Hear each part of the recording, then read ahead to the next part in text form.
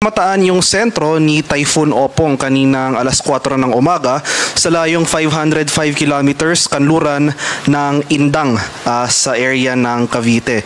So lumakas muli ito bilang isang typhoon dahil nandito na ito sa bahagi ng West Philippine Sea. So may tagda itong lakas ng hangin na malapit sa gitna na umaabot ng 120 kilometers per hour at pagbugso na umaabot ng 150 kilometers per hour. Yung movement nito kalukuyan ay west-northwestward sa bilis sa 30 kilometers per hour. So mababawasan na yung mga pakulan na ating mararanasan ngayong araw na dulot ni Bagyong Opong. Nag-issue na tayo ng final weather advisory kaninang alas 5 ng umaga. So less likely na tayong makakaranas ng significant na mga malalakas na pagulan. Gayunpaman, makikita natin dito sa ating latest satellite images itong mga kaulapan na kasalukuyang umiiral sa ilang bahagi ng ating bansa. Ito yung epekto ng trough o extension ni Bagyong Opong. So for today, kahit papalayo na itong si Opong sa ating bansa, makakaranas pa rin tayo ng makulimlim na panahon at mga kalat-kalat na pagulan at thunderstorms dito sa area ng Metro Manila, Ilocos Region, sa bahagi ng Central Luzon, Calabarzon at Mimaropa. Dahil naman sa habagat, makakaranas rin tayo ng mga pagulan. Itong habagat na patuloy na pinapalakas ni Opong, asahan natin yung mga pagulan at mga thunderstorms sa bahagi naman ng Western Visayas, Negros Island Region at Zamboanga Peninsula.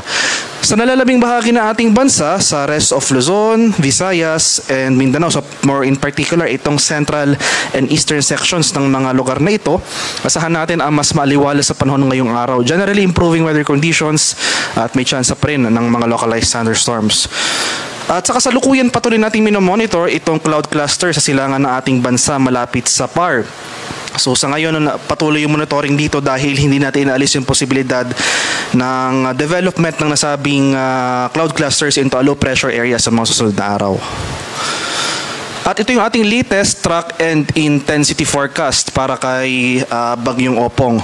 So makikita natin base sa track and intensity forecast na ito, hindi na umaabot yung mga malalakas na hangin na dulot ni Bagyong Opong sa ating bansa.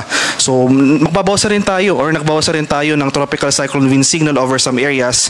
So wala na tayong sustained na mga hangin, possible mga gusts of wind na lang ating inaasahan.